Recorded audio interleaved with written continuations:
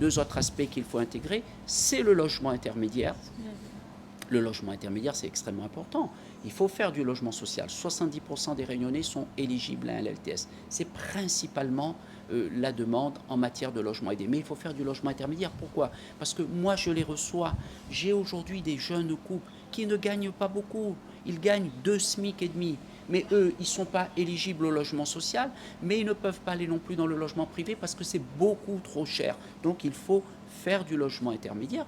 Et puis vous avez aussi du logement social aujourd'hui des gens qui pourraient partir du logement social, mais comme il n'y a pas de logement intermédiaire, ils restent là, il n'y a pas de parcours résidentiel. Enfin, une grande réflexion, la politique, c'est prévoir, anticiper le vieillissement de notre population, de la population réunionnaise. Les Réunionnais, Dieu merci, vivront de plus en plus longtemps.